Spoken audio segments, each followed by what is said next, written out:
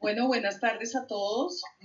Bienvenidos a el Seminario de Historia de la Arquitectura Latinoamericana, la Invención de la Modernidad. El día de hoy es la tercera sesión del seminario. Hemos tenido dos sesiones anteriores al día de hoy y tenemos por delante dos sesiones más. El día de hoy tenemos dos invitados muy estimados por la Facultad de Arquitectura de la UPC.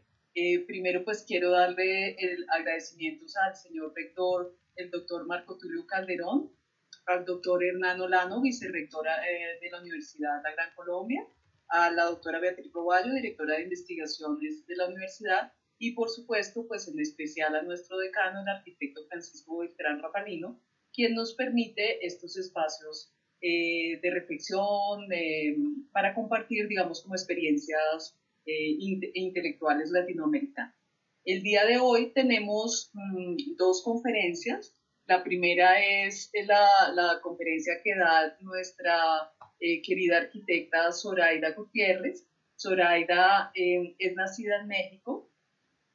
Ella ha sido directora de proyectos del despacho de arquitectos de Luis Fernando Solís, ha sido subdirectora y curadora del Museo Estudio de Luis Barragán, ha sido jefa del Departamento de Bienes Artísticos y Culturales del Patrimonio Universitario también de la UNAM, subdirectora de Promoción y Dirección General del Patrimonio Universitario de la UNAM. Es una profesora muy querida también de la Universidad Nacional Autónoma de México. En este momento tenemos un proyecto internacional con ella de investigación con el maestro José Reinaldo Tibaluisa al interior de la Facultad de Arquitectura de la Gran Colombia sobre la obra de Juvenal Moya Cadena. La arquitecta Zoraida Gutiérrez ha estado con nosotros el año pasado y pues esperamos que podamos hacer muchas más ideas en conjunto. El día de hoy nos va a presentar una conferencia muy bonita sobre la arquitectura de Luis Barragán, un arquitecto mexicano muy reconocido a nivel internacional, y nos va a hablar un poco como de todo su bagaje en relación con el patrimonio latinoamericano. Empezamos el día de hoy con Sergio Ferro. Sergio es sociólogo, egresado de la Pontificia Universidad Javeriana de Bogotá. Él es magíster y candidato a doctor en Historia de la Universidad Nacional de Colombia. El año 2015 fue Premio Nacional de Ensayo Histórico, Teórico y Crítico de Arte. Sus temas de interés pues han girado alrededor de la sociología, de la historia del arte. Es gestor cultural también, lleva a cabo la coordinación educativa y cultural de un espacio independiente que se llama La Sala, que queda ubicado en el barrio Teusaquillo, aquí en Bogotá. Para la próxima sesión queremos invitarlos muy especialmente, también como siempre, todos los sábados a las 3 de la tarde, hora Colombia, a que ustedes se unan con nosotros a una conferencia que va a hacer la arquitecta Yaira Rincón, que se llama La influencia moderna en las residencias del Caribe, el caso de La Vega en República Dominicana. Ella va a hacer una reflexión muy bonita de la arquitectura, de inicios de la arquitectura moderna de principios del siglo XX en República Dominicana, y va a estar acompañada de Lucas Maldonado. Lucas es cineasta, y digamos que va a hacer Lucas una conferencia bellísima también sobre Luz Amorocho, que fue nuestra, en el caso colombiano, fue la primera arquitecta mujer graduada de la Universidad Nacional de Colombia. En una conferencia muy bonita que se va a llamar Aquí vive Luz Amorocho. Lucas tiene una relación personal con la arquitecta, quien pues ya falleció, y tiene un archivo muy bonito de fotografías, de documentos. Entonces esta charla es muy especial porque la obra de Luz Amorocho aún está por escribir.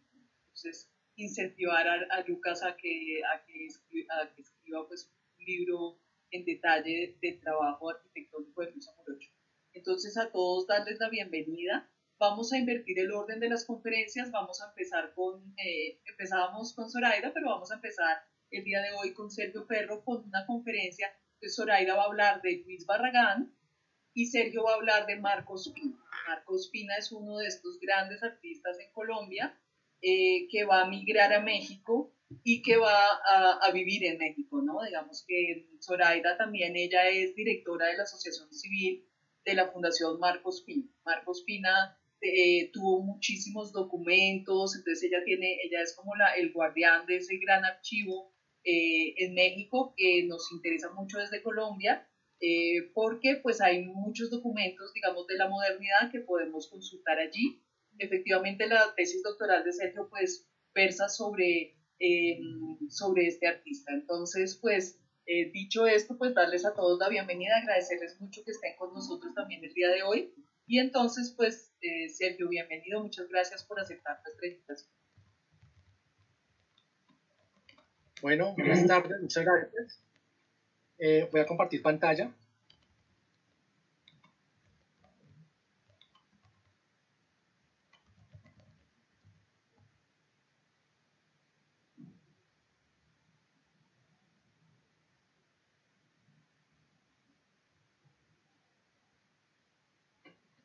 Bueno, muchas gracias nuevamente. Muchas gracias a la Universidad Gran Colombia por la invitación. Un saludo también a la profesora Zoraida Gutiérrez Ospina y también a todos los que están conectados ahí pendientes de esta transmisión. Marcos Pina es quizás uno de los artistas bogotanos más sobresalientes del siglo XX colombiano y figura en la historiografía del arte colombiano como el precursor del arte abstracto en este país. Fue pintor, fue muralista, fue crítico de arte y si bien no fue en términos estrictos un arquitecto, parte de su obra creativa, parte de su obra intelectual estuvo muy ligada a la arquitectura y al trabajo con arquitectos. Y también lo estuvo su vida personal, si es que uno puede hacer una distinción como tal entre vida creativa y vida personal en el caso de un artista. Lo que yo quiero hacer en estos minuticos es un breve recorrido histórico, una síntesis histórica para desembocar finalmente en la unidad plástica, que es la triangulación o la vinculación entre el trabajo entre arquitectos, pintores y escultores, que en el caso de Ospina se da en la década de los 50. Entonces este recorrido histórico quiere un poco como conducir a cómo Marcos Pina entendía la unidad plástica y cómo llegó a la unidad plástica en la década de los 50. Yo suelo hacer que cuando el tiempo es corto y el tema es amplio, porque el tema es bastante amplio, me gusta dar como unas referencias de autores y de bibliografía pertinente y ponerlas sobre la mesa para quien quiera como profundizar sobre estos temas, pues bueno, ahí están sobre el tapete. Marcos Pina nace en 1912 en Bogotá y muere en 1983 en Bogotá. Y la Bogotá que recibía Ospina era una Bogotá provinciana, ¿no? Una Bogotá que tenía aproximadamente 120.000 habitantes, si seguimos lo que dice el sociólogo Carlos Uribe Celis, una Bogotá con poca diferenciación social en términos sociológicos, y de hecho un dato interesante que muestra el paisaje de la Bogotá de entonces es que Marcos Pina conoció el río San Francisco cuando bajaba por la Jiménez, bueno, que ya en la década de los 20 se pavimentó. Era una Bogotá que le faltaba mucho por conocer y que estaba todavía en ciernes a una modernidad. Pero al tiempo de esto, al tiempo que Bogotá iba creciendo, que ya para finales de la década de los 20 tenía aproximadamente 220.000 habitantes. Si seguimos a Carlos Uribe Celis, que es otro historiador muy chévere, que es James Henderson, que habla sobre el contexto poco político y social de la Bogotá entonces. Al tiempo de esto surgían nuevos actores sociales que iban a cambiar poco a poco la cara de Bogotá. Estos actores sociales eran una incipiente clase obrera que iba emergiendo dentro del panorama bogotano. Archila, Mauricio Archila, que es otro historiador muy recomendable para entender parte del siglo XX colombiano, habla que no propiamente se puede entender una clase obrera urbana, ya que no había como tal una urbe, ¿no? Estaba en construcción, y que esta clase obrera que se estaba formando pues provenía principalmente del campo. También dice Archila que estos son los años del ruido, o se puede entender como los años del ruido, en tanto que nuevos ruidos sacudían la ciudad, las sirenas, nuevas fábricas que iban adaptando o recibiendo a estos nuevos proletarios en términos todavía muy incipientes, es decir, actores modernos. Al tiempo de esto, estas son ilustraciones un poco de Marcos Pina, bocetos, que Marcos Pina desarrolló y que habla un poco justamente como, bueno, es la década de los 30, pero que habla justamente de esos actores sociales que van emergiendo, ¿no? También están las voces reivindicativas de los primeros sindicatos, los primeros grupos de orientación marxista, de los cuales Marcos Pina coquetearía, ¿no? Marcos Pina se vincularía al Partido Comunista en 1930, que es la fecha de la fundación del Partido Comunista, antes del PCR, Partido Socialista Revolucionario. Y el caso es que este panorama de reivindicaciones, de la reivindicación de los 3/8, ¿no? De 8 horas de trabajo, 8 horas de estudio, 8 horas de recreación, iban a tener un impacto importante en Marcos Pina, ¿no? Esta es una caricatura que muestra un poco la orientación ya, pues la orientación política de Ospina, los intereses de Ospina intelectuales, pero también el panorama de esas reivindicaciones que empezaban a hacerse notar en ese entonces. Una caricatura del 31 es un boceto del proletariado, el marxismo encima del capitalismo está anclado en sus contradicciones. Llegamos a la década de los 30 y la década de los 30 es supremamente rica y relevante para Ospina y en general para la historia de este país, ¿no? Que pasan muchas cosas. Por un lado, es el inicio de lo que se conoce como la República Liberal, que es la sucesión de gobiernos liberales que van desde 1930 a 1946, comenzando con Enrique Olaya Herrera, dando fin a casi 50 años de hegemonía conservadora, de gobiernos conservadores, que fueron desde 1986 al 30. Y lo que trataron de hacer los gobiernos liberales fue implementar una serie de reformas para modernizar el país, reformas agrarias, que por cierto fueron frustradas, y esas frustraciones las vemos hoy en día, reformas educativas, tratando como de quitarle el monopolio de la educación al clero, que ha tenido desde el concordato de 1887, reformas políticas, y lo que quiero resaltar son las reformas o los intentos de modernización cultural. ¿Sí? El centro de la modernización cultural de la República Liberal tenía como eje fundamental la democratización de la cultura, una democratización cultural, y por lo tanto se llevaron a cabo ciertos programas e intentos de tratar de vincular a esos actores sociales que ya había descrito, pues digamos que a la vida nacional. Hubo planes de lectura, alfabetización, ¿no? Más instituciones se creaban para tratar de absorber y de construir una cultura popular. Justamente hay un historiador, Renan Silva, que habla de este periodo y reseña un poco con más detalle estas reformas, que se llama República Liberal, Intelectuales y Cultura Popular. Al tiempo que esto pasaba, que llegaban los gobiernos liberales, ¿no? Y trataban de modernizar el país, estaba atrasadito, Marcos Pina iniciaba sus estudios en la Escuela Nacional de Bellas Artes, que era la principal institución de formación de artistas de Bogotá y de Colombia, ¿no? Entonces se juntaban ambas cosas, digamos, unos cambios estructurales que iban a definir el destino nacional con estos gobiernos liberales y también el destino personal de Ospina, que entraba a estudiar a la Escuela Nacional de Bellas Artes en el 30. La Escuela Nacional de Bellas Artes fue uno de los epicentros o una de las instituciones en las cuales se trató con cierto éxito, por cierto, de pues de llevar a cabo todas estas reformas educativas y culturales, ¿no? Entonces la escuela se abrió y trató de vincular a nuevos agentes pues a sus aulas, ya un poco no ser una escuela de bellas artes donde solo se formaran artistas de élite, un vuelco ahí.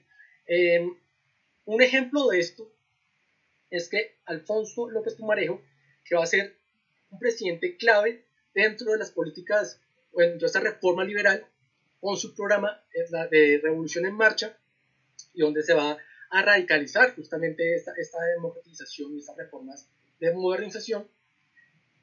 Cuando fue electo presidente, hace como un viaje, un tour por el continente, y en México les llama poderosamente la atención los resultados y los productos de la Revolución Mexicana. ¿No? Y una de las cosas que le llamó la atención fue justamente el mural. El muralismo con sus posibilidades estéticas, sus posibilidades pedagógicas y sus posibilidades políticas. Y lo quería implementar el muralismo, y cómo se puede implementar en el contexto colombiano. Y la Escuela Nacional de Bellas Artes sería como esa receptora pues, de esa influencia, de la influencia mexicana, en parte. Varios estudiantes colombianos, varios jóvenes colombianos viajan a México a mediados de los 30, entre ellos Ignacio Gómez Jaramillo, un muralista antioqueño, ¿no? Con el objetivo pues, de ir a aprender, aprender lo que estaba pasando en México y replicarlo acá en Colombia. Ignacio Gómez Jaramillo también iba a ser muy amigo de Marcos Pina, iba a tener afinidades ideológicas y políticas, y en el 40 sería director de la Escuela Nacional de Bellas Artes. Y esta amistad es bastante importante subrayarla.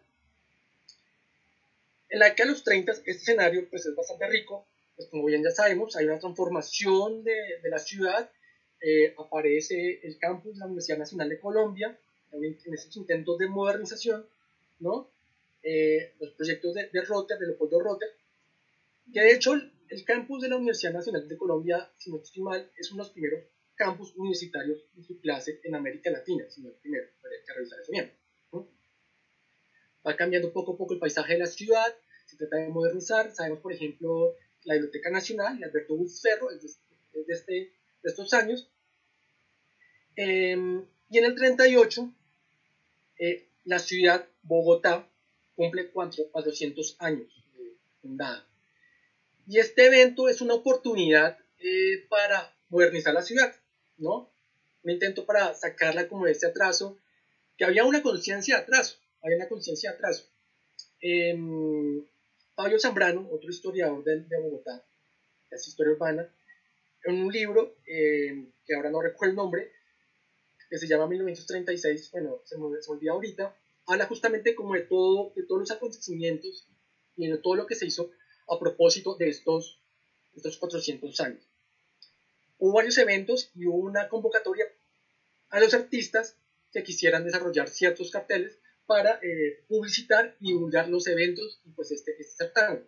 Marcos Pina participó, y de hecho este que vemos acá a la izquierda es un boceto de un cartel que quería mostrar, porque habla un poco como el desarrollo de la ciudad, ¿no? Desde las chozas, pasando por lo colonial, lo republicano, hasta llegando a lo contemporáneo, a su contemporaneidad. Pero hizo varios carteles. También dentro de esos planes de modernización, a propósito de este cuarto centenario, se trató como de modernizar, de actualizar lo administrativo, el catastro de la ciudad, ya que estaba operando con un sistema administrativo caduco, ¿no? Eso respecto a los 30, y llegamos a la década de los 40. La década de los 40 es una década de consolidación de la trayectoria intelectual y artística de Marcos Pina. Marcos Pina ya empieza a exponer frecuentemente en diferentes eventos, entre estos los salones nacionales de artistas, que también hacían parte como de esta política cultural de los gobiernos liberales, ¿no? Y empieza a exponer junto a otros artistas también emergentes que van a ser la vanguardia artística colombiana, ¿no? Ahí van a aparecer Alejandro Obregón, Ramírez Villamizar, Grau, y al tiempo que Ospina empieza a hacerse notar, también empieza a escribir en los diferentes diarios, en la prensa, escribe sobre la conquista cultural, escribe sobre historia del arte, escribe sobre, bueno, un montón de cosas, y al tiempo que expone, también de él se empieza a escribir, es decir, él escribe y él también se reseña. En este periodo, Marcos Pina empieza ya a desarrollar una personalidad artística, ¿no? Ya como un poco más definitiva, y estos años son sus obras abstractas. A la izquierda, Capricho Vegetal es considerada quizás la primera obra abstracta en Colombia de 1943, y que va a salir a la luz pública en el cuarto Salón de Artistas Nacionales, creo que es del 44. ¿No? Al tiempo que esto pasa, Ospina al final de los 40 ya es incluso nombrado director de la Escuela Nacional de Bellas Artes y publica un interesante ensayo, es una especie como de síntesis intelectual llamado Pintura de Realidad, donde habla, entre otras cosas, que es un ensayo cortico pero bastante contundente, donde habla de sociología del arte, de teoría del arte, bueno, en fin, historia del arte, un ensayo bastante completo, a pesar de lo reducido. Entonces, estos años son los años de consolidación de Marco Ospina, donde ya va avanzando en la experimentación con el arte abstracto. Llegamos a la década de los 50 y ya propiamente a hablar de la unidad plástica. A la derecha es un mural, un recorte de prensa de un mural que Marco Ospina hizo a comienzos del 50, 51 en Cali, en el Banco de Bogotá, sede Cali. Y es que va a ser justamente el mural como la puerta de entrada para poder vincular la pintura a la arquitectura. Ese va a ser como el caballito de batalla, el complemento, ¿no? El mural, de nuevo, con sus posibilidades estéticas y pedagógicas. Recordemos un poco como la influencia que venía desde los 30 del muralismo mexicano, que Marco Ospina siempre defendió y admiró, ¿no? Y Marco Ospina decía que ese vínculo entre el muralismo y la arquitectura era un vínculo pues, de vieja data, un vínculo histórico, ¿no? Que se remitía incluso al Renacimiento, decía Marco Ospina. Y a la izquierda vemos un boceto o vemos un folleto, un catálogo de exposición de Sala de Arte. Sala de Arte era un proyecto liderado por Marco Ospina, Ignacio Gómez Jaramillo, quien comenté hace un poco, y un artista más joven, Ofelia Estrella. Y este proyecto, que es una especie como de apuesta por mostrar su propio arte, es un espacio de exposición de artistas para artistas, tenía varias funciones, ¿no? Es un espacio de exposición, pero también promover y divulgar la unidad plástica. Y así lo hacía notar Marco Ospina en sus proyectos, en sus escritos, defendiendo la unidad plástica, la integración entre arquitectura, pintura y escultura. Sala de Arte estaba ubicada, las oficinas de Sala de Arte estaban ubicadas en la Jiménez con Quinta, vimos que en pleno corazón cultural y artístico bogotano, a pocas cuadras o metros de la librería Buchholz, ¿no? Fundada por Carl Buchholz, de la galería El Callejón, fundada por Hans Unger, y del Café Automático, ¿no? Que fue uno de los primeros cafés, un café súper importante de tertulia, de socialización, donde se reunía pues, gran parte de la intelectualidad bogotana, León de Grey, Jaime Ibáñez, Don Salamea, Marco Ospina, Obregón, Botero, etcétera, etcétera, etcétera. Ahora bien, Marco Ospina, digamos que se quejaba un poco respecto a los arquitectos, diciendo, en ese entonces, por supuesto, diciendo que había como una separación, entre el trabajo del arquitecto, la pintura y la escultura, ¿no? Cuando pues, ambas, digamos que las tres, compartían elementos comunes formales, y que la conjunción de ambas llevaban a mejores posibilidades creativas y estéticas. Entonces decía que se pretendía eliminarlas, es decir, la pintura y la escultura, en un orden funcional, ceñido a una economía pueril para gustos burgueses avarientos. Vemos que ya ahí uno va escuchando esos ecos que llaman a una reivindicación estética, a una democratización de la cultura, ¿no? Una democratización del arte y sobre todo del goce estético.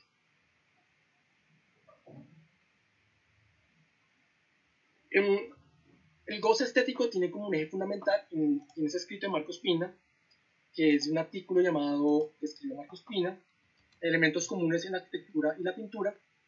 En la portada está su hija Dina Ospina.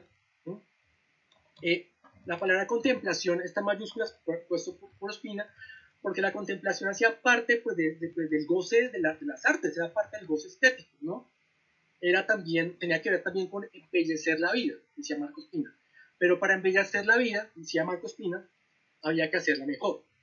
Entonces no solamente tenía que ver con un deber ser estético, sino que la mejora de la vida también pasaba por la transformación de las condiciones de producción, Marcos Pina era marxista, como decía anteriormente, y no era un marxista tan ingenuo. Es decir, había una función social del arte, por supuesto, en construir una mejor sociedad, pasando por ese placer estético, por ese goce estético, pero también una transformación de las condiciones de explotación, ¿no? Y por eso comenzaba poco como esta intervención con la caricatura de los 30, donde refleja un poco ya la postura ideológica y de organización social que tenía Marcos Pina, un poco su proyección de sociedad. Bueno, en esta imagen está justamente Ignacio Gómez Jaramillo, Marcos Pina y Jorge Elías Triana a propósito de sala de arte. ¿Mm? Y de hecho creo que el nombre del artículo, la arquitectura nacional ha perdido sus complementos, la pintura y la escultura, es una clara queja respecto a que, bueno, los arquitectos de los 50 se han olvidado un poco pues, de la pintura y la escultura, a pesar de esta relación histórica y de esas posibilidades de creación. Ospina decía que los arquitectos actuales desconfían de la modernidad, ¿no? Cuando él se refiere a la modernidad de nuestros pintores y escultores, posiblemente se refiere, claro, a él y a los que están en la imagen, y es que el arte moderno en Colombia, bueno, no solamente en Colombia, en otros contextos también, pero desde finales de los 30 hubo ciertas resistencias hacia lo moderno, ¿no? Al artista moderno se le llamó que era incompetente, que no era capaz, ¿no? Por ejemplo, y esas críticas venían, por ejemplo, también de sectores políticos específicos. Laureano Gómez, el jefe conservador, pues les dio mucho palo a todos los artistas modernos, a todos los expresionistas. Entonces Marcos Pina estaba como reviviendo o señalando que, bueno, que lo moderno, que vendría siendo los últimos 20 años, de los 30 para entonces, con una mirada hacia el moderno mexicano, una mirada hacia el expresionismo, una mirada hacia la abstracción, estaba siendo, digamos que relegado por esas desconfianzas y también de alguna forma por cierta ignorancia, ¿no?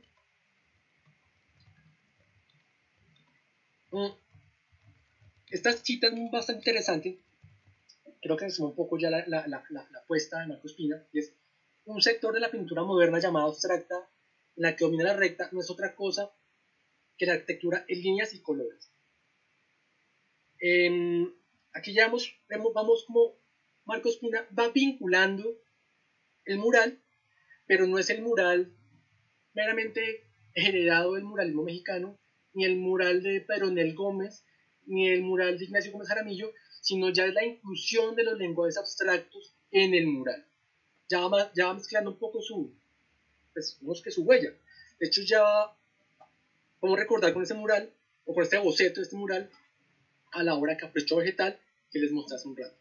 Por cierto, este es un boceto de un mural que Marcos Pina hizo para lo que hoy en día es el Museo de Arquitectura Leopoldo Rotter en la Nacional, que para entonces, si no estoy mal, era la editorial de la Universidad Nacional. Una cosa que es fundamental en la obra de Ospina es la línea. De hecho, en este ensayo que les acabo de decir, Pintura y Realidad, Marcos Pina le da una importancia a la línea, porque la línea es la que le va a dar como ritmo, la que le va a dar cierta cadencia a la obra. Y bueno, aquí vemos la línea, ¿no? Las líneas que contienen los colores. Para Ospina es muy importante las líneas y los colores en general. Aquí como centrados dentro, como encerrados, así, por las líneas. Aquí algunos bocetos para algunas edificaciones, de nuevo las líneas y los colores contenidos, ¿no? Ahora bien, por supuesto, Ospina y sus murales tuvieron cierta resistencia, ¿no? Y una de esas resistencias vino de Marta Traba.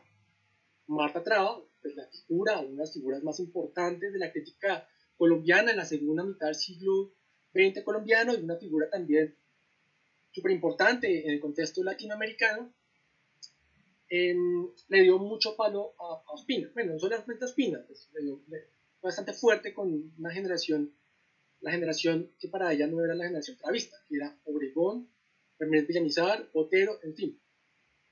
Pero la crítica específica a Marcos Pina, de Marta Traba, a pesar de que Marta Traba y Marcos Pina fueron en su comienzo, cuando Traba llegó a Colombia a comienzos de los 50, ¿no? Han sido como amigos. La crítica específica, todo sucedió porque Marcos Pina publicó en Intermedio, prensa de los años 50, unos bocetos, acompañados de un artículo, unos bocetos para el hipódromo, ¿no? Y para el hospital militar. Y Marta Traba básicamente le dice a Ospina que había sido un poco ingenuo la idea de mezclar lo mural con lo abstracto, ya que su pueblo, decía así Traba, su amado pueblo, pues como que no iba a entender el asunto. Entonces le daba mucho palo por cierta ingenuidad. Ahora bien, Marcos Pina le contestó unas semanas después, a propósito de este artículo, con un artículo llamado Crítica a la Crítica. En Crítica a la Crítica tocaba varios puntos. Un punto hacía una crítica a los críticos de arte, como Marta Traba, que pontificaban casi por encima del bien y del mal sobre artistas, ¿no? Y también decía que Marta Traba se había fijado más que todo en el artículo escrito y no propiamente en la propuesta gráfica que la había presentado. Entonces su crítica, la de Traba, no tenía cierto valor o perdía cierta objetividad al enfocarse más en el comentario escrito que pues, en una deconstrucción formal de la obra. La disputa entre Marcos Pina y Marta Traba pues, continuó, es bastante larga, pero es bastante interesante para entender un poco como el desarrollo del arte moderno en Colombia. Hay un libro muy interesante que se llama Historias del arte moderno en Colombia, de Carmen María Jaramillo, que ahonda sobre estos temas un poco en la postura de Traba y Marcos Pina, entre otros artistas. Un ejemplo de la unidad plástica, del trabajo conjunto entre pintores, entre arquitectos, pintores y escultores, fue el que hizo con Juvenal Moya Cadena. No quiero profundizar mucho sobre el tema porque es el tema que sigue más adelante, por parte de Reinaldo Tibaduiza, profesor Reinaldo Tibaduiza, que es más competente que yo para hablar de Juvenal Moya Cadena, pero por lo menos sí quiero como dar mencionar básicamente las obras que hizo Marcos Pina con Juvenal Moya Cadena. Quizá la más importante, la Iglesia de Fátima, terminada en el 54, donde Marcos Pina hizo un mural exterior, un interior. También participó Hugo Martínez, Julio Abril, si no estoy mal, y Gomer Medina, ¿no? Otro trabajo fue en la Capilla de Todos los Santos, Marcos Pina hizo un mosaico, un espejo de agua, de gimnasio moderno, y otro fue en el Liceo Femenino de Dinamarca, ¿no? Bueno, los aprovecho para invitarlos a que estén pendientes de la charla del profesor Tibaduiza que va a profundizar sobre esos temas.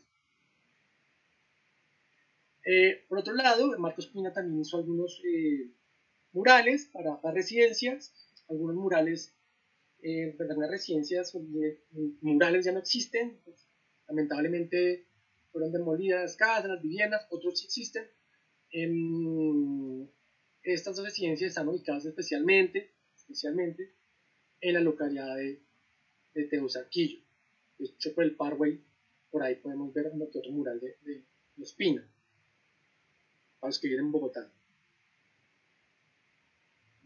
Finalmente, Ospina participa con otros arquitectos e ingenieros en la convocatoria pública de finales de los 50 para transformar la Plaza Bolívar. Pues sabemos que finalmente la plaza la remodeló el gran arquitecto Martínez Zanabria, pero, y que de hecho, según la prensa, la propuesta de Ospina, pues Ospina y sus socios, pues no fue aceptada porque era bastante poco austera, poco económica. Creo que así concluyo mi intervención. Muchas gracias.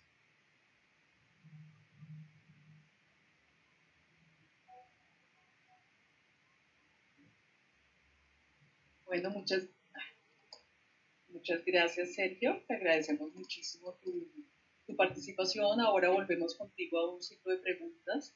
Entonces, Zoraida, bienvenida. ¿Cómo estás? Yo preferiría que dejaras abierta la cámara si me estás escuchando y si puedes poner el sonido. Interesante verte, muchas gracias, Zoraida. Entonces, si quieres, podemos empezar la proyección, podemos compartir pantalla.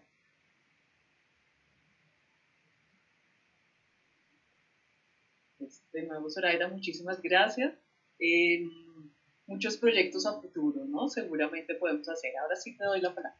Bien, agradezco a la Universidad de la Gran Colombia la oportunidad de participar en este proyecto, a la profesora Liliana Cortés por su profesionalismo, a Sergio Ferro y a todos ustedes por el interés de escuchar. El objetivo de mi plática es demostrar lo importante que es rescatar nuestra identidad nacional para la percepción de futuras generaciones y lograr el impacto cognitivo y geográfico necesario para alimentar e impulsar mentes generadoras de patrimonio propio, enraizado a su identidad y momento histórico. Es cambiar nuestra forma de pensar y proteger únicamente el patrimonio actual, que tiene un valor adicional dado por instancias creadas para tal efecto, logrando transformar este objetivo en la búsqueda de la excelencia de nuevos generadores de patrimonio propio, impactando cognitivamente en ellos. Así pues, si pensamos que toda manifestación cultural estuviera creada por nuevos generadores, quizás serían patrimonio de la humanidad, y la necesidad de organizaciones que lo determinen patrimonio. El individuo en sí lo determinaría. Para tal efecto, he tomado como ejemplo el análisis del arquitecto Luis Barragán y su obra.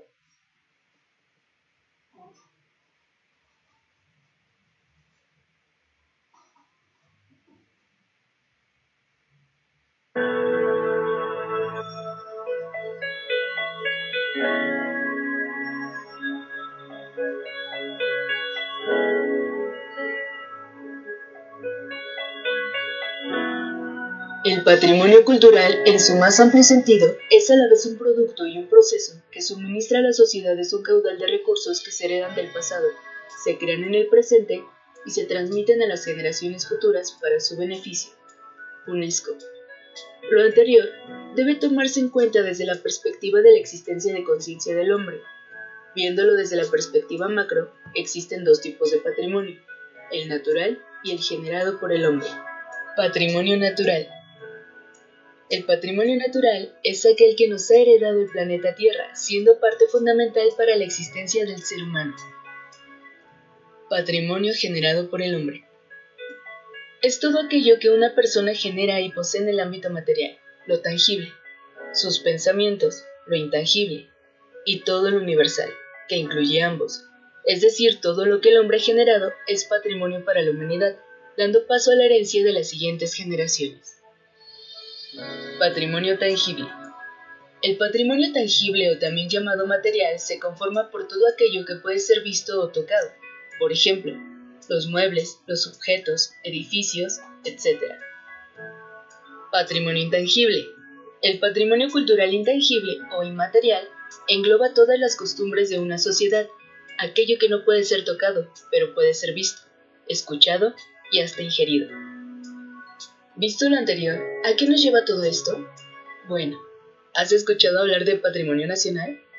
Ok, es el conjunto de patrimonio tangible e intangible que posee un país y se constituye de la herencia que deja a su nación un grupo de personas. Ey, pero espera, ¿a qué nos acerca todavía más esto? Patrimonio nacional cultural. El patrimonio cultural es el conjunto de bienes tangibles e intangibles que constituye la herencia de un grupo humano, que refuerzan emocionalmente su sentido de comunidad como una identidad propia y que son percibidos como otros como característicos. El patrimonio cultural como producto de la creatividad humana se hereda, se transmite, se modifica y optimiza de individuo a individuo y de generación a generación. Sé que te has de estar preguntando, ¿pero qué o cómo es que se determina lo que es patrimonio? Bueno, el origen y los valores que el hombre le da a su patrimonio como auténtico es aquel que se convierte en lo nacional, para lo cual antes tendrá que cumplir ciertas características sociales como lo son la existencia de historia, cultura, identidad, orgullo, prestigio, objetivo, aportación intelectual y aportación artística. Algo muy importante que tienes que saber es que todo esto se tiene que aprobar gracias a las instancias capacitadas que tienen la autoridad de conceder el título de Patrimonio Nacional Cultural. En el caso de México se cuentan con el Instituto Nacional de Antropología e Historia, el Instituto Nacional de Bellas Artes y el Consejo Internacional de Monumentos y Sitios. La lista del Patrimonio Mundial de la UNESCO es un legado de monumentos y sitios de una gran riqueza natural y cultural que pertenecen a toda la humanidad. Los sitios inscritos en la lista de Patrimonio Mundial cumplen una función de hitos en el planeta, de símbolos de la toma de conciencia de los estados y de los pueblos acerca del sentido de esos lugares, emblemas de su apego a la propiedad colectiva, así como de la transmisión de ese patrimonio a las generaciones futuras. Tienes que saber que actualmente la lista del Patrimonio Mundial cuenta con 1073 sitios inscritos, de los cuales 832 son bienes culturales, 206 bienes naturales y 35 bienes mixtos, situados en 167 estados partes. Desde noviembre del 2016, 192 estados partes han ratificado la Convención del Patrimonio Mundial. México cuenta con 34 sitios inscritos en la lista del Patrimonio Mundial, de los cuales 6 bienes son naturales, 27 bienes son culturales y 1 es mixto.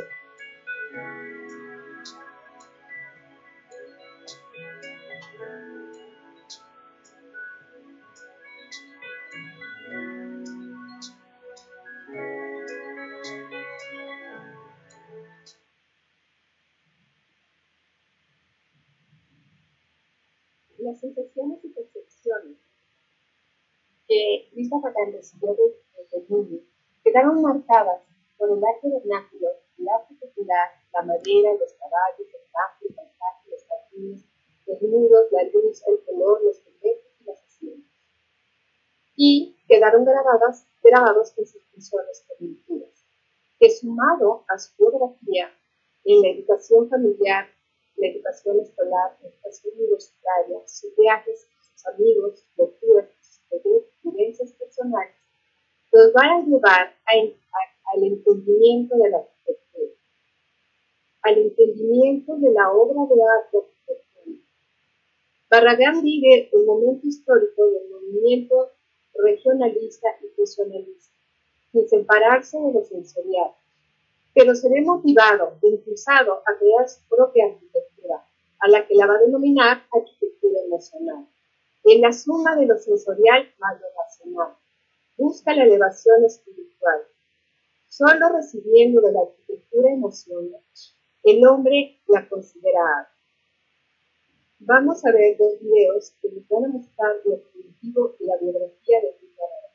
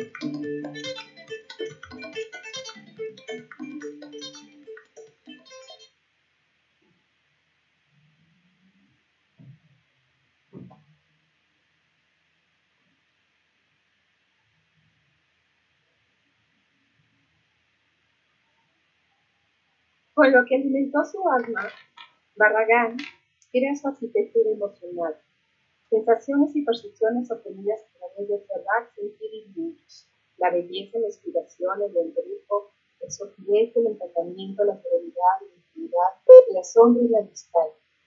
A través del espacio, la luz, el color, los sonidos, los materiales, los muros, los vanos, la naturaleza, los objetos, el arte popular, el arte plástico, los textiles y todo lo vivido, percibido y aprendido. Lo que logró Barragán, logró modernidad, sorpresas visuales, fluidez, filtros sensoriales, pausas, sensaciones de límite, volúmenes y peso, y todo lo que ustedes están en este momento viviendo en esta escalando. Vamos a analizarlo recorriendo su casa, la cual fue declarada Patrimonio de la Humanidad por la UNESCO en el año 2004.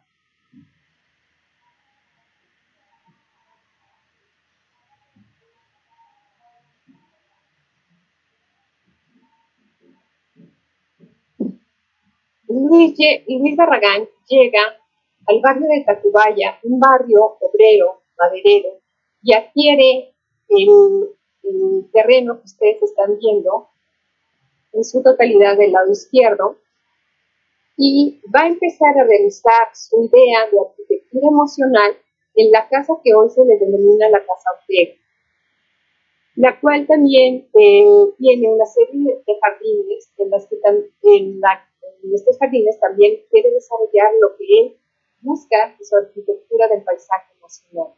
En 1947 vende esa sección y se queda con lo que hoy es la casa Luis Barragán.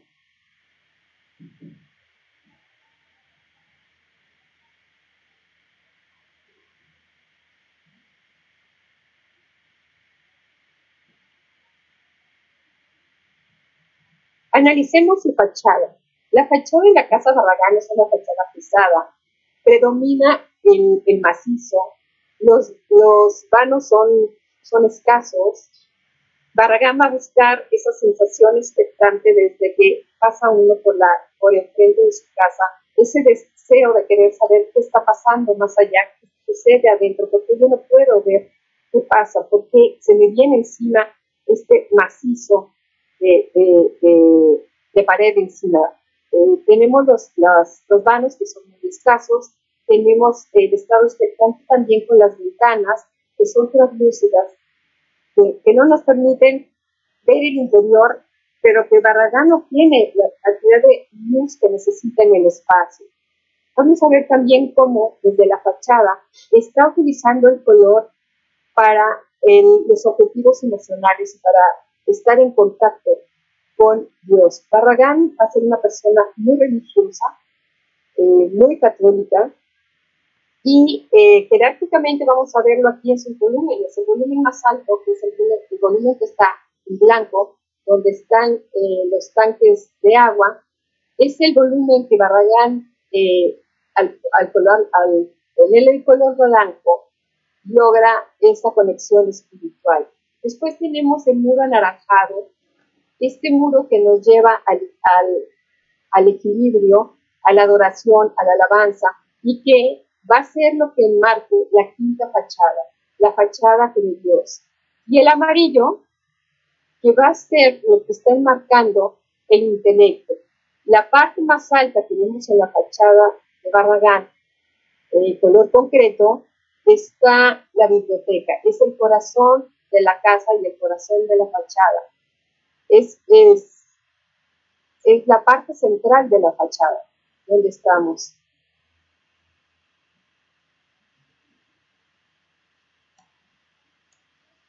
Analicemos la puerta de acceso, es la que se está marcando ahorita, es la puerta de acceso a su área de trabajo, y del lado izquierdo tenemos otra puerta donde está una ventana color ámbar en la parte de arriba, y que es muy importante que lo recordemos porque ahora que entremos al siguiente espacio nos daremos cuenta del efecto que va a lograr esta ventana color ámbar en el siguiente espacio.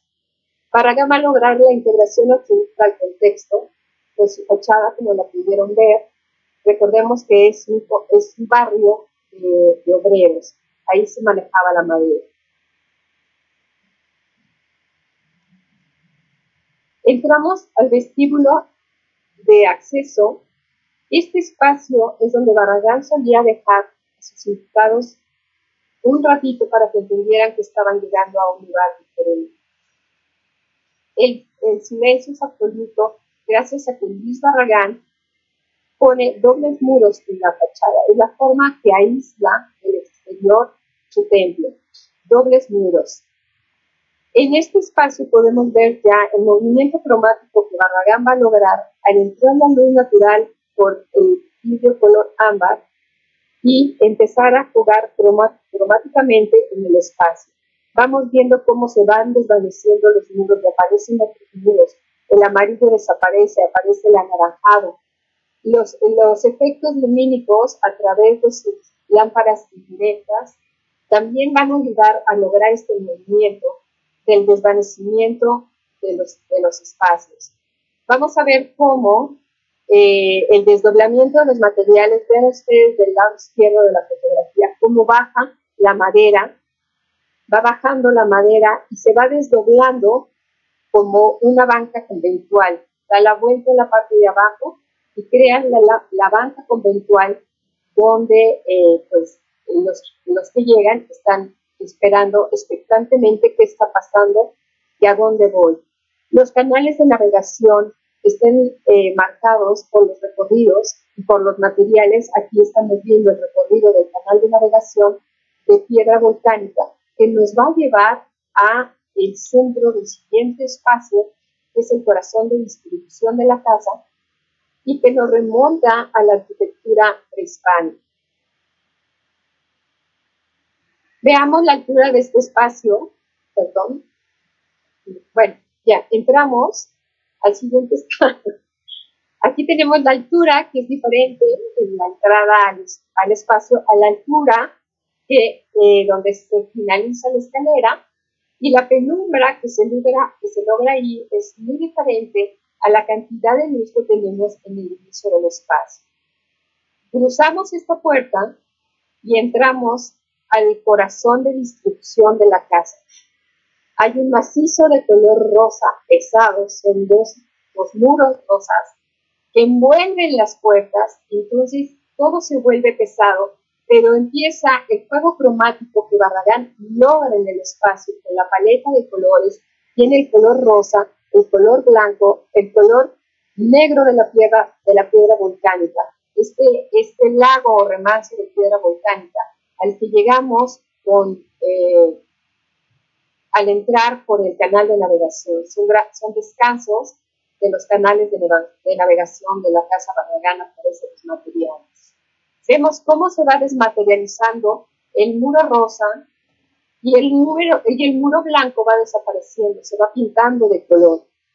Uno está en este espacio en la parte central y ve cómo van recorriendo los colores y la gama de colores va desapareciendo y apareciendo otra, y van desvaneciéndose los muros y los muros van apareciendo.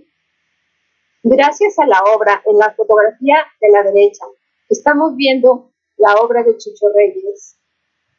Esta obra de Chucho Reyes, de Matías Geritz, se llama La síntesis del barroco. Matías Geritz es un artista alemán que viene a dar clases de composición a Guadalajara y conoce a Luis Barragán, se hacen muy amigos y forman un equipo de trabajo muy interesante. Y esta pieza, que es La síntesis del barroco, es un cuadrado de madera que está cubierto con hoja de oro, pero que Barragán tiene una forma muy especial de integrar la arquitectura en la colocación de la pieza. En la parte superior hay una ventana donde entra la luz natural, rebota en el dorado y empieza a lograr con la paleta de colores que tiene este movimiento cromático que lo envuelve a uno y que va cambiando según el movimiento del sol. Veamos cómo se va desvaneciendo el muro blanco y se está volviendo el color morado o color rosa, y el rosa desaparece y aparece el blanco. Es la desintegración del espacio y la desintegración de los muros. El canal de navegación ascendente de piedra volcánica que va subiendo y nos lleva a otro descanso. Nos recuerda la arquitectura prehispánica.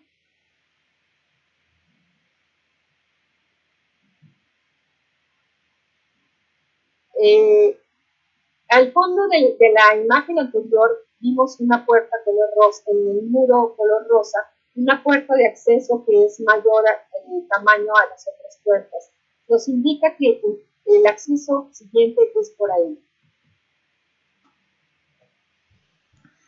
Y puse la fotografía de la esfera porque ahí se puede ver los conectores que Barragán utiliza para unir los espacios. En la esfera lo estamos viendo.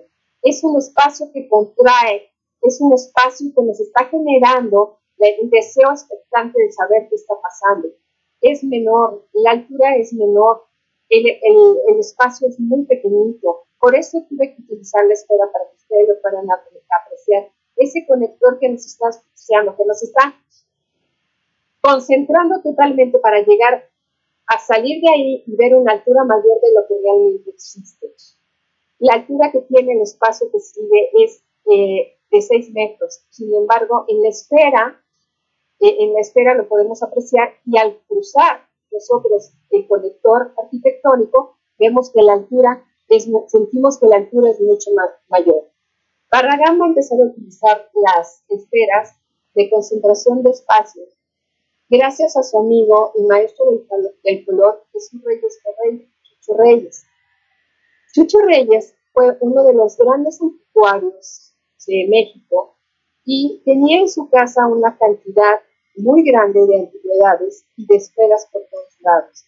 Y se le preguntaba al maestro, ¿por qué tiene tantas esferas? Y él decía, para multiplicar lo bello. ¿Y qué es lo bello? Y contestaba él, lo que a mí me gusta. Barragán está captando en sus esferas lo que a él le gusta, pero también está jugando espacialmente con todos nosotros. No sabemos si estamos en la esfera, si estamos afuera. Empieza a jugar con el espacio a través de las esferas también. Los biombos son elementos que van a jugar con este deseo de Barragán de crearnos este estado expectante de saber a dónde vamos y qué es lo que hay más allá. La incorporación de las piezas religiosas también va a ser algo que llama la atención por su religión y que son piezas que van a estar dialogando constantemente en la casa. Vamos a encontrar en todos los espacios alguna obra religiosa o algún elemento religioso. El bioma que ustedes están observando fue realizado por Clara Puzol y está hecho de piel de marrano. Barragán lo coloca de esta manera para crearnos el estado expectante constante que late en toda su casa.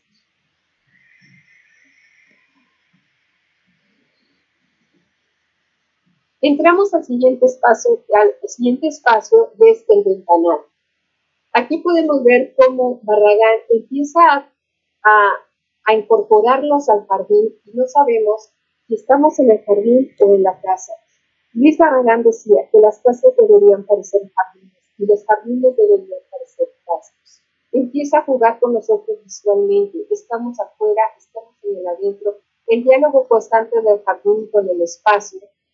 Las escenografías que va desarrollando Barragán en su interior. Tenemos la escenografía del fondo del jardín donde vemos las cortinas de enredadera.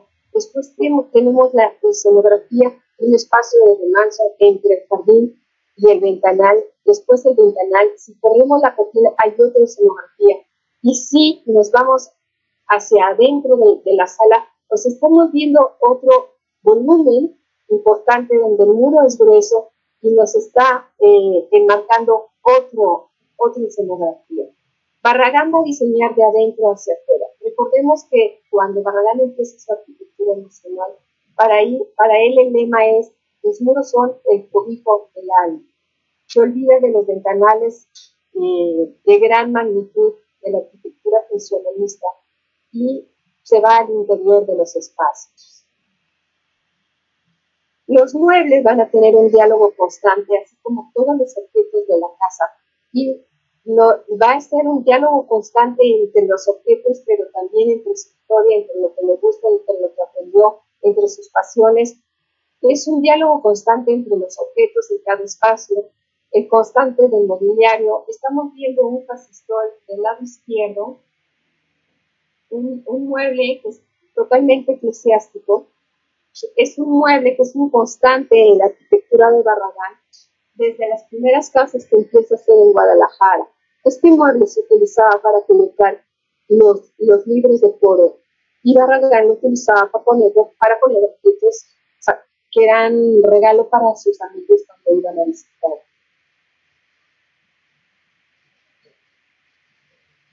Aquí podemos ver los acontecimientos luminosos, el desdoblamiento del volumen. Sus lámparas diseñadas con el cuadro perfecto se desdobla y se proyecta en el techo el cuadrado perfecto. La integración de la obra plástica es también muy importante en todos los espacios. Ya vimos cómo integró la obra de Matías Guerri, el cuadro dorado. Aquí está integrando el Guernica de Picasso.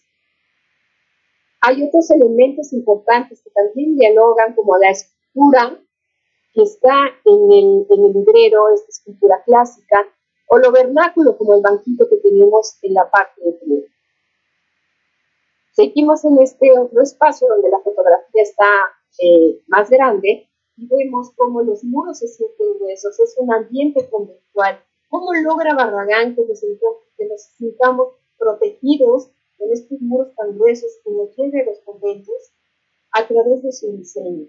El ritmo de las vigas también son muy importantes. También nos remonta a lo vernáculo, utilizando este sistema constructivo.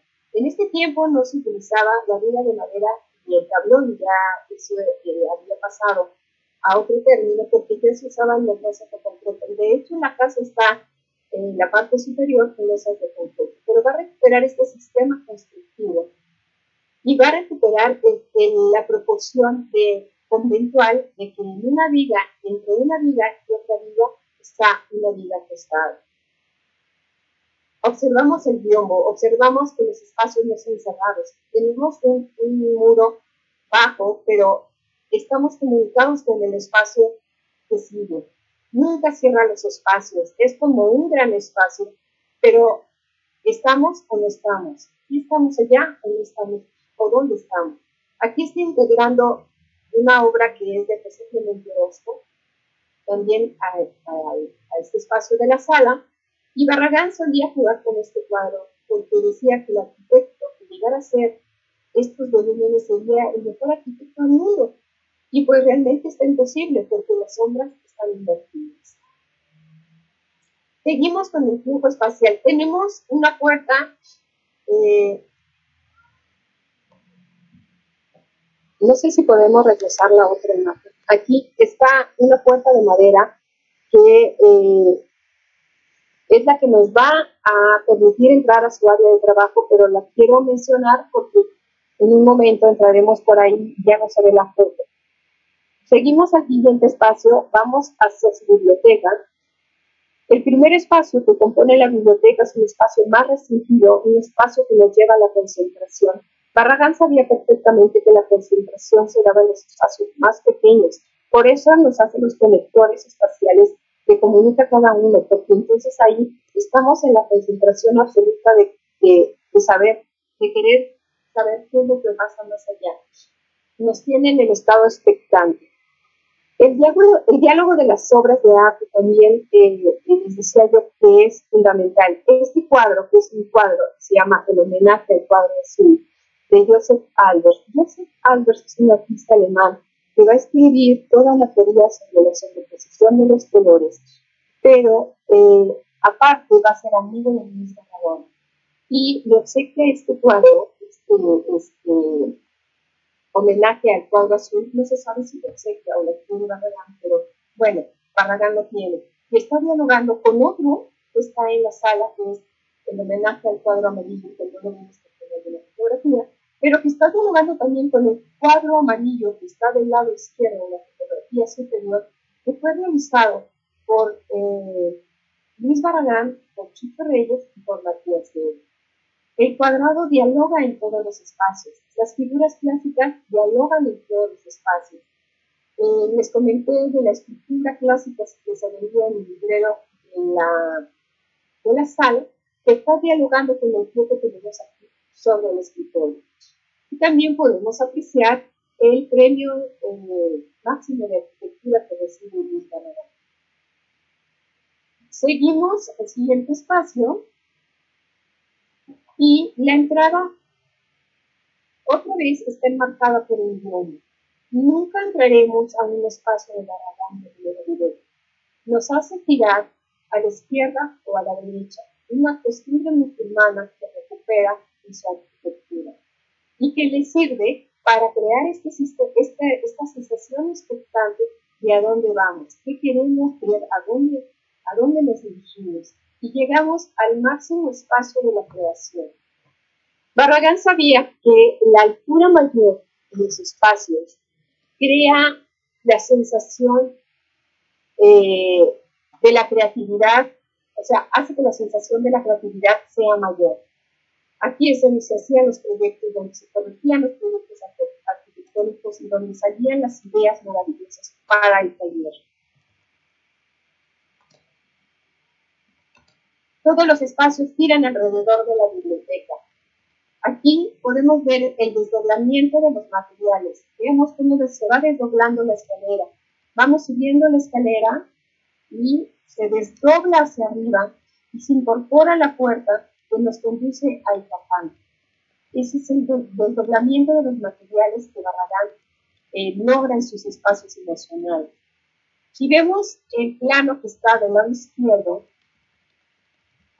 en la parte, ahí donde está la cuchita en la escalera donde estamos, si nosotros nos imaginamos el espacio, sentimos que el desdoblamiento de la escalera de madera se incorpora a la escalera de piedra que vimos en el estilo de distribución.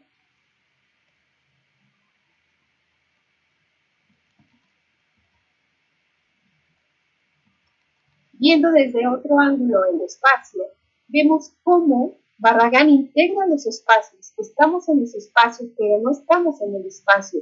Escuchamos, pero no estamos. ¿Qué está pasando? Juega con nosotros. ¿Es un gran espacio o compartimentos de espacios? Incorpora espacios. Si subimos la escalera, abrimos la puerta y vemos que estamos entrando al tapanco. El tapanco entra a la biblioteca. Este juego volumétrico espacial que Barragán realiza y que da sensaciones muy interesantes en su recorrido. Tenemos la síntesis de los elementos arquitectónicos como esta maravillosa escalera. Les voy a contar una anécdota. Estaban sentados Chucho Reyes y Luis Barragán trabajando, y entonces Luis Barragán tomó un papelito y lo dobló y le dijo a Chucho Reyes: mira, estoy interesado en hacer esta escalera. Chucho Reyes le dijo: qué barbaridad, es muy sencillo, es muy simple. Y Barragán dijo: la voy a hacer. Y llegó a la síntesis de la escalera. Veamos el ritmo de las vigas. Las vigas nos van a ayudar a integrar el espacio. El ritmo en el segundo espacio, en el tercer espacio, y se integra al ritmo de la escalera. La escalera también va en el mismo sentido. Y el librero va en el mismo sentido, el librero en la imagen de la derecha en la parte inferior, y logran la integración del espacio, ayudan a la integración del espacio. Y las grapas que Barragán realiza para poder integrar más este gran espacio de compartimentos y dimensiones menores.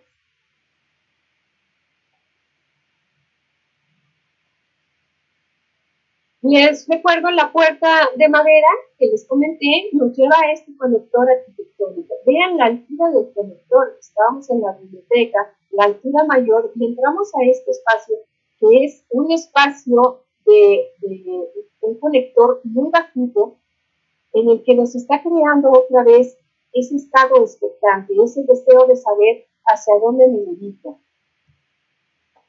Y aparte está trabajando con la penumbra, es un espacio oscuro que al entrar al taller nos lleva a la maravilla de recordar su hacienda, a la arquitectura vernácula.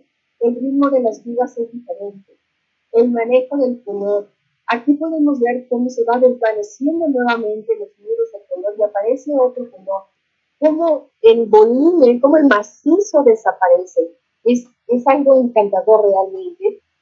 La incrementación de luz a través de la ventana y cómo los espacios se apoderan de los espacios. El uso de las sillas vernáculas también. El diseño del nivelito que lo vemos a la derecha, este girando, que es un diseño que realiza Luis Barragán y que también va a trabajar Clara Porcel.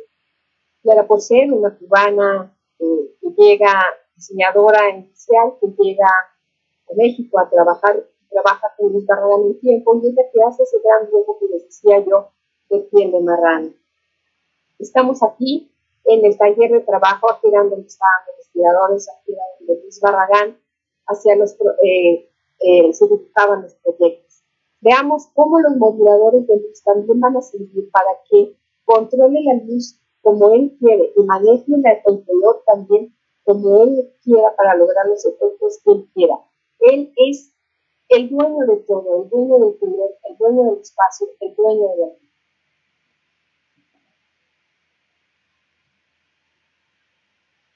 El siguiente espacio nos lleva al patio de las ollas. Tenemos otra vez el canal de navegación de la piedra volcánica. Los canales de navegación de la casa Luis Barragán pareciera que van en la superficie y luego se sumergen y vuelven a salir en otro espacio y se vuelven a sumergir. Aquí, con esta puerta color rosa y el modulador color rosa que está arriba, logra cromáticas interesantes en este espacio para entrar a lo que es el patio de las ollas. Es arte popular que viene de su tierra natal. Veamos los elementos vernáculos, los recortes de materiales contenidos por el agua, el estanque de agua, el recorrido imaginario que hace por la parte inferior, y creemos que el agua va a pasar por abajo del canal de navegación. Barragán decía que había que escuchar el susurro del agua, la caída del agua. El verde nunca lo utiliza para escribirlos, el verde lo da la naturaleza.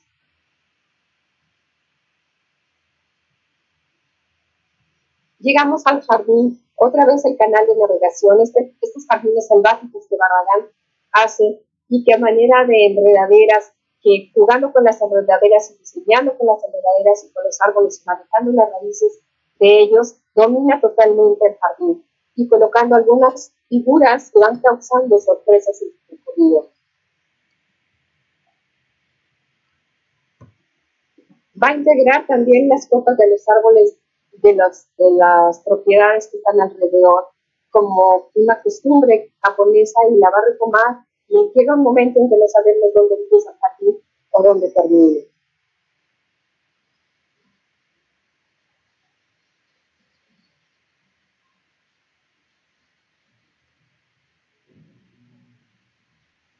Entramos al comedor, otro espacio sensorial de colores constantes, de modificaciones y colores constantes.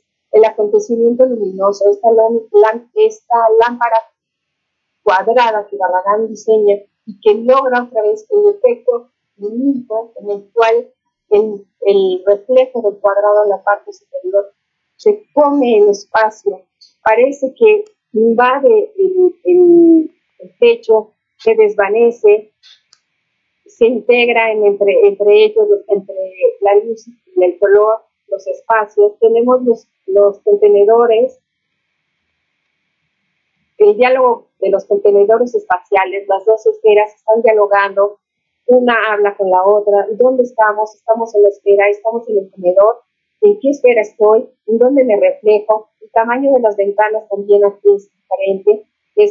Tenemos una mocheta en la parte inferior, donde no nos permite más que ver lo que quiere. Aquí ciertos sonidos, sin embargo, parece que para un jardín diferente.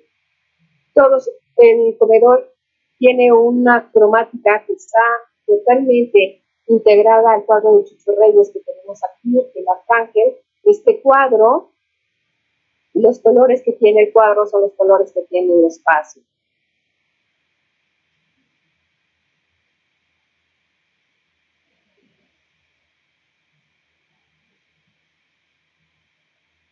Otra vez tenemos el acontecimiento luminoso, la integración del rosa, el rosa pesado que penetra y que envuelve hasta el mueble para lograr esa pesadez que él quiere.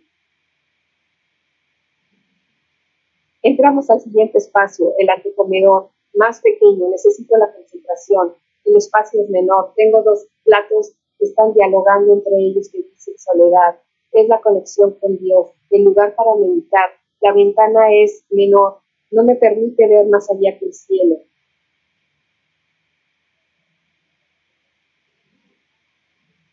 El siguiente espacio es un vestíbulo previo al tapanco y el cuarto de visitas.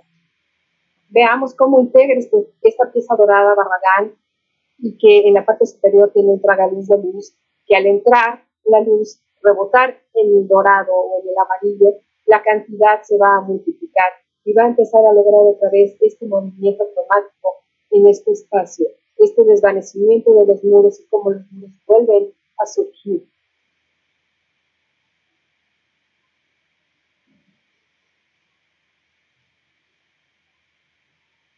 Entramos al cuarto de visitas, es totalmente monástico, austero, integra una obra artística peruana, la Virgen que vemos acá, la Virgen del Cusco, está colocada estratégicamente para que la vista de la Virgen sea hacia la persona que está recostada. Sus moduladores de luz que hacen con los cuales él puede modular la cantidad de luz que quiere y forman cruces de luz maravillosas. Cruces de luz maravillosas. Entramos al tapanco, siempre los objetos están dialogando. Del lado izquierdo vemos objetos de carácter religioso, pero en todos los espacios hay elementos religiosos. Tenemos el caballito. El caballito lo remonta a su vida en la hacienda de sus padres. El recorrido del caballo, en los caballos siempre hay un caballo en cada uno de los espacios, es como cada uno de los espacios de la casa. Es como si el caballo recorriera la casa constantemente, la hacienda.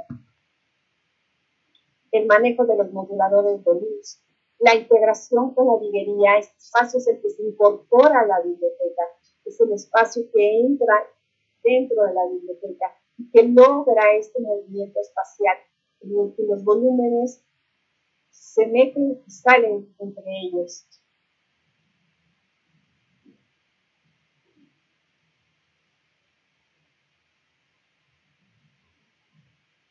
Seguimos al siguiente espacio, vamos hacia el cuarto de Luis Barragán, tenemos este vestíbulo previo, con dos puertas que no nos permiten saber a dónde vamos, pero que estamos en el estado expectante de saber hacia dónde nos dirigimos. Las puertas, los plombos y los muros generan, aparte de los conectores, ese estado expectante para saber a dónde me dirijo.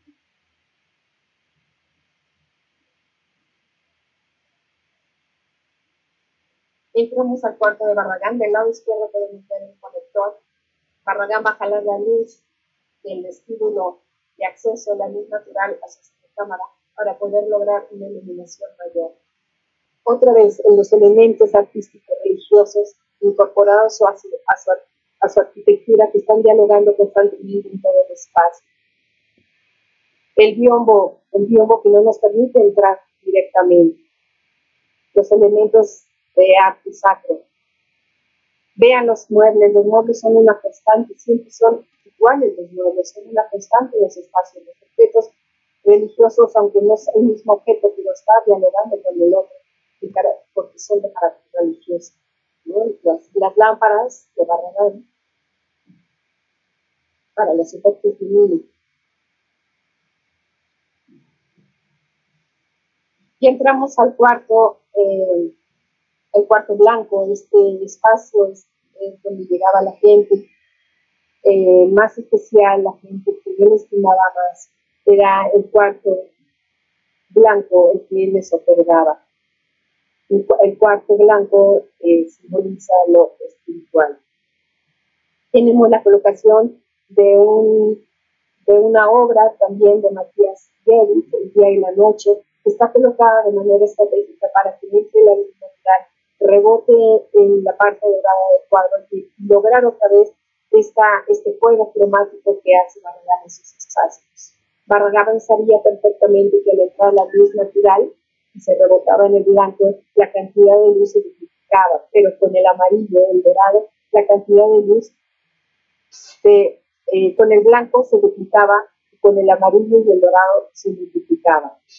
El diálogo de los caballos, este caballito está dialogando con los otros caballitos.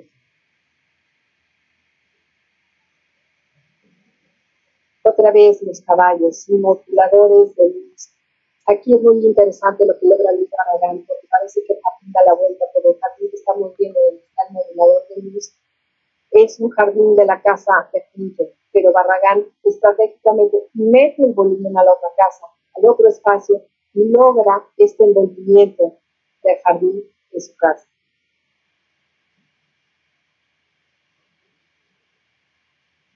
Seguimos el recorrido y estamos en un espacio increíble, un espacio maravilloso que nos concentra para que pongamos atención en el efecto lumínico que tiene una altura mayor, con un tono color ámbar que nos lleva a lo espiritual, una escalera de proporciones menores que nos dice que es para un ser individual.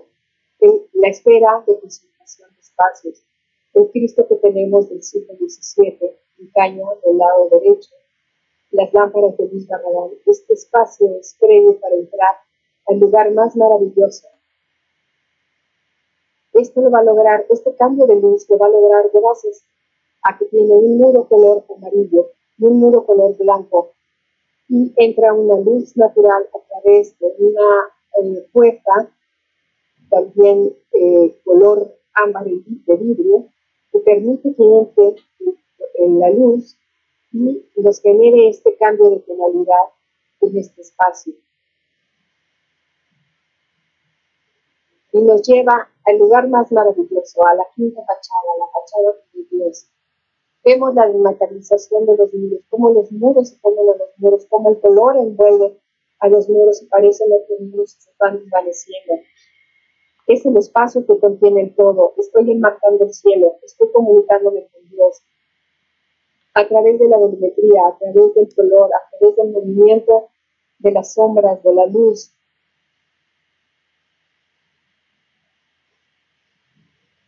El macizo del rosa, la utilización de la naturaleza.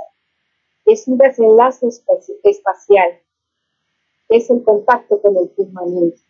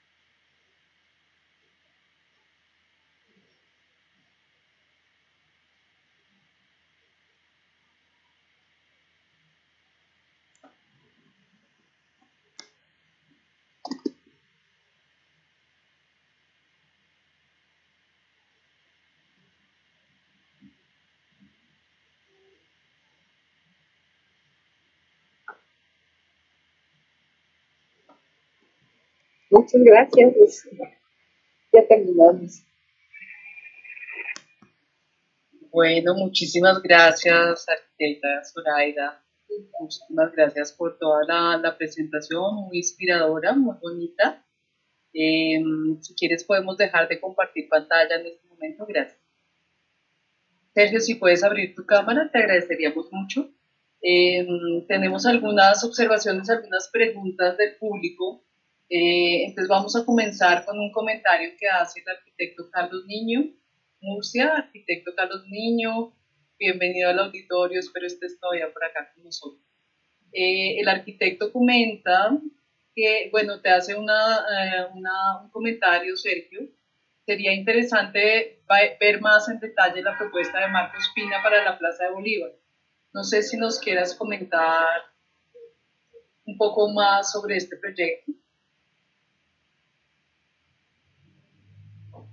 Sí, realmente sobre este proyecto se conoce poco. Lo que se sabe es que el nombre del proyecto tenía un nombre muy curioso y era Mascachochas. Así se llamaba el proyecto, Plaza Bolívar Mascachochas, lo cual es un nombre bastante extraño, y fue liderado por el arquitecto Jaime Méndez Brito, ¿no? Podemos decir que todavía es un campo de estudio interesante explorar sobre cómo era la propuesta de Marcos Pina y bueno, de los socios de Marcos Pina. En el fondo, Marcos Pina Probarte, ¿no? Que como bien decías tú, la profesora Zoraida Gutiérrez Ospina y su hija Lina Ospina son las custodias. Hay más planos, más información, algunos planos que, bueno, que no compartí también por cuestión de tiempo, sobre cómo era la propuesta ya física del Mascachochas, ¿no? Entonces, pues si el profesor Niño pues, está interesado, se podría quizás también compartir las imágenes, los planos que tenemos, ¿no? Para poder profundizar más sobre la propuesta de Marcos Pina y del arquitecto Jaime Méndez Brito para la Plaza de Bolívar. Bien, muchas gracias, Sergio. Zoraida, hay una pregunta para ti de Jade Bravo. Jade, bienvenida. Muy contentos de que estés con nosotros aquí en el auditorio. Entonces, Jade te pregunta, ¿el patrimonio forma parte conceptual individual del hombre? Así es. El patrimonio. A ti, Zoraida, sí, a ti. Así es, el patrimonio se inicia en el interior del ser humano. A partir de todas sus percepciones, de todo lo que lo integra él, el ser humano va generando en su interior el patrimonio para generar otro patrimonio.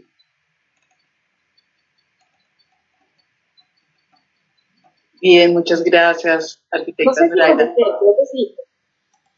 Sí, de pronto, digamos, como el sonido, de pronto si puedes acercarte un poco más al micrófono para escucharte un poco mejor.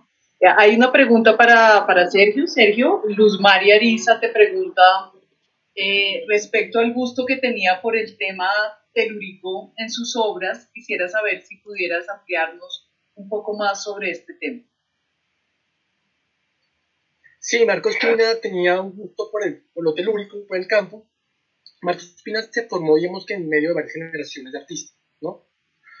Por un lado, la Escuela de la Sabana, donde estaba lo telúrico, pero era un paisaje, ¿no? El pastoril, bucólico, pero al mismo tiempo se estaba también con un pie en la generación que estaba inspirada en el muralismo mexicano, ¿no? Donde ya era un campesino laborioso, que era un campesino trabajador, pero que sufría. Y eso fue una constante siempre en la obra de Marcos Pina. El paisaje, sobre todo el paisaje de la sabana de Bogotá, de hecho Capricho Vegetal, la que vimos ahorita, está inspirada un poco en un ejercicio de contemplación de la sabana, ¿sí? Pero sin descuidar a ese actor social como era el campesino. Pero era un campesino que sufría, ¿no? Un campesino que trabajaba la tierra, un campesino también como agente social y con unas reivindicaciones claras, ¿no? Y eso va a estar muy presente a lo largo de su vida en la obra de Marcos Pina, porque también tiene que ver con la idea de transformación social.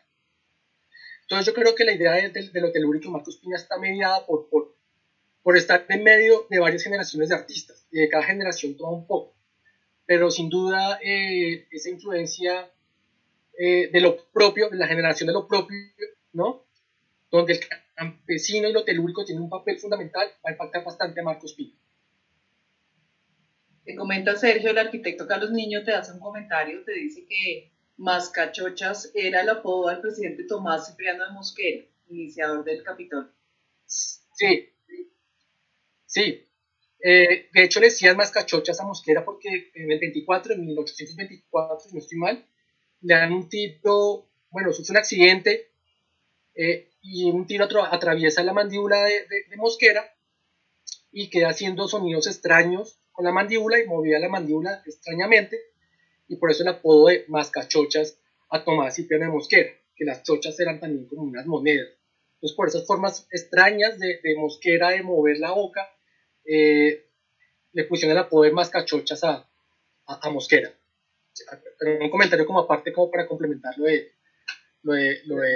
a propósito de Mascachochas. ¿Cuál sería para ti, arquitecta Zoraida, como el legado que hace Barragán para la arquitectura moderna latinoamericana? Bueno, el legado que hace para mí Luis Barragán es demostrar que podemos llegar a ser nuestro patrimonio propio. No quedarnos con una corriente histórica del momento que tenemos que vivir, sino que tenemos que brincar más allá y lograr nuestro patrimonio propio para dejar huella. Por eso yo decía en mi introducción, en mi objetivo, que quería demostrar esto, porque tenemos que lograr cambiar nuestra forma de pensar, que no sean instituciones las que determinen el patrimonio, sino que el propio individuo sea el que determine qué es patrimonio. Y entonces la valoración a él será mayor. Y Barragán demuestra a través de su arquitectura que efectivamente podemos hacer patrimonio propio que trascienda más allá. Ese es el legado de Luis Barragán. Te dice Carlos Niño que saludos, que felicitaciones por tu charla y te pregunta sobre la manera de trabajar de Luis Barragán. No, pues muchas gracias, Carlos. Tuvimos ahí problemas técnicos, pero lo logramos. La forma de trabajar de Luis Barragán era muy interesante porque hubo momentos en que ponía muros, quitaba muros, trabajaba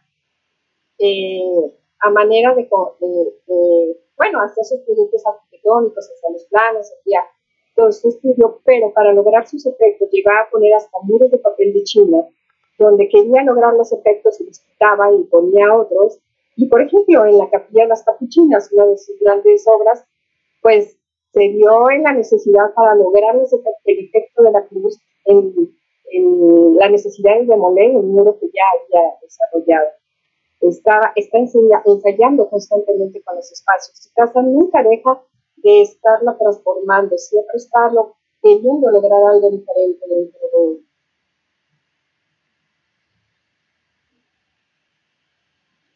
No sé si hay alguna otra pregunta del público. Si no es así, quiero agradecerles muchísimo las dos charlas. Estuvo muy interesante la intervención. A los dos, pues muchísimas gracias por este espacio como tan interesante. Creo que pues por el momento son las intervenciones. Entonces, pues agradecerle a todo el público su participación en el día de hoy. Invitarlos para de hoy en 8 días con la charla de Yaira Rincón de República Dominicana y de Lucas Maldonado con la charla sobre la primera arquitecta de Colombia, Luz Amorocho. Muchísimas gracias a todos por su asistencia.